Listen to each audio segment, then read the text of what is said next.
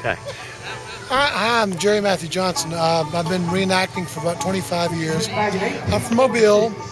I'm a retired chef, merchant marine. Kind of get into the history things of things. I'm more into the aspect of the living part of the history part of it. I'm hardcore living historian, all the way to the point where I'm just live it. I'm here today because I've been coming here this battle for many years now. I don't know what draws me out to this point, but I do not know. To all my YouTube friends, here I am. I'm finally officially on the move.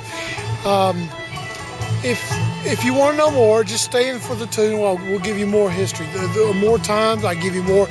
I'm not like the guys on board YouTube. I will give you more in-depth aspects of the idea. I will give you tours. Anything you want to know, just let me ask. I'm not like the rest of the reenactors. I'm kind of oddball and that sort of thing. But I'm also, I live the part, I act the part, I dream it. I just cannot get enough of it. I am just immersed. Immersed would be like saying in a deep pool, but there's water above. But we're at the Fort Mims massacre. Is where we are today, and that's what you've been portraying today. One of the civilians in the fort, or were you a soldier? I'm actually a militia. You're a militia? 7th U.S. militia.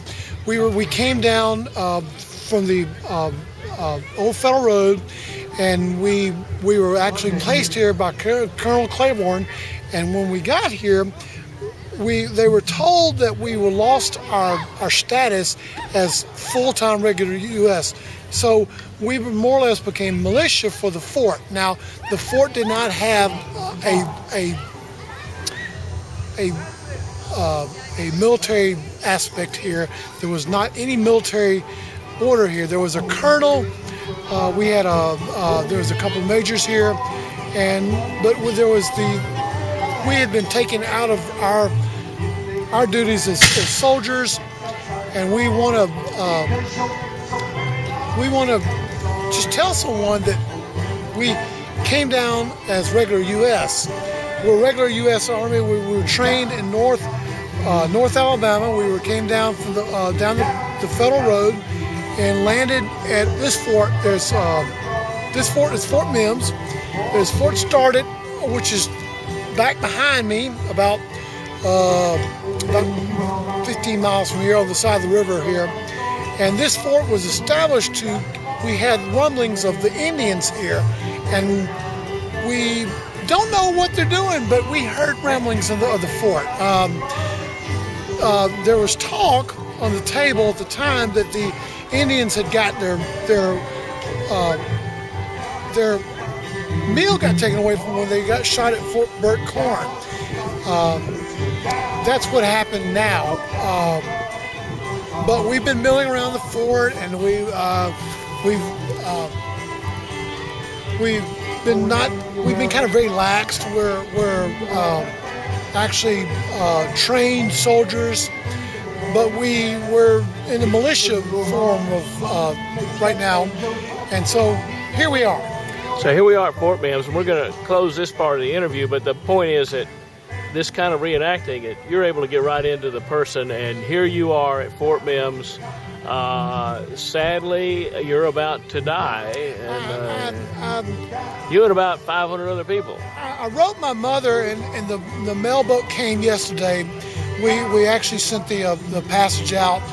Dead Lake, which is right here, has a boat going down to Blakely, which will cut across to Mobile, and we're I don't know why, but I knew that if I didn't write my last letter, that it was just a jotting. It wasn't. It was like, Mother, I'm here to bear you ill tidings, but I am sending the rest of my gear home.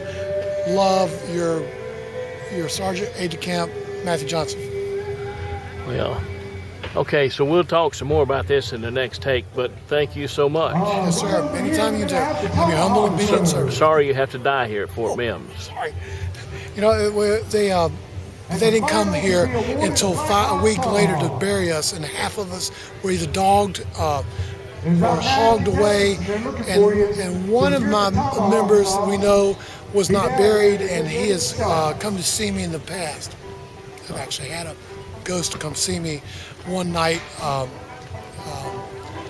When we had a ghost come see me one night, and he told me that he's not buried. He's about 3,000 feet in the woods over there, and he was an active, he was dressed in full regalia, and that was several years back, and I've been waiting for him to return. Well, that could happen. That did happen. Oh, man.